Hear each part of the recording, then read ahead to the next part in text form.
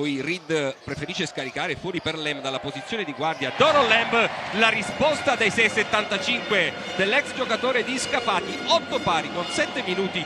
Finta il passaggio Mascolo, l'arresto nel cuore dell'area, ancora un tocco di Perkins, extra possesso, ma Reed preferisce nuovamente il canestro.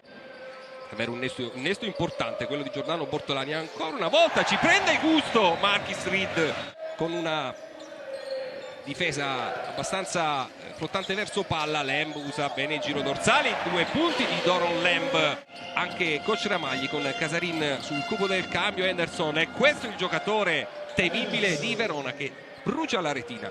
Già si è ripreso a giocare con 12 secondi sul cronometro per l'attacco della De Zendis. Cappelletti prova la penetrazione centrale, fa saltare Harrison e poi il giocatore maglia numero 0 mette -6 per i giallo-blu. Adesso in difesa, una difesa a uomo con Lamb per Barnell che riceve subito dopo lo scambio, mette il tiro da 3 punti. La conclusione di Smith, un lungo veramente grosso sotto canestro, crea molto movimento. Brindisi è già nella metà campo d'attacco. Reed prova la penetrazione, una forzatura con l'aiuto del tabellone, comunque va ancora a segno. Recupera Reed inseguito da Henderson. Reed fa tutto solo, cost to cost, 2 punti non vanno perché Baie che va a giocare da 5 e Barnell da 4.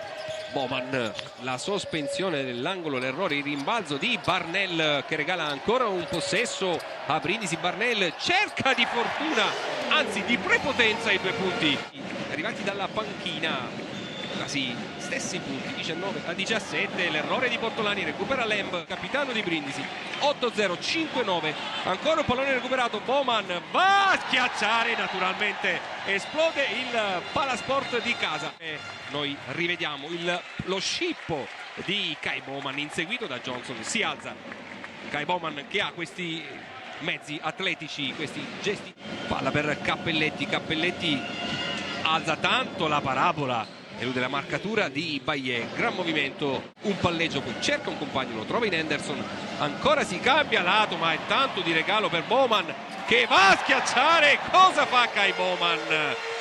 Si affida a Udom, un palleggio, ancora uno scarico per Pini, fuori per Udom che prova da 3 punti, mette la tripla. Udom trova anche il fallo che gioca con Bowman. Bowman vorrebbe servire il compagno, poi tenta lui la conclusione da 3 punti e mette ancora un canestro. Quarta vittoria di fila per la New Basket Brindisi Epicasa di coach Frank Vitucci, mentre è la quarta sconfitta.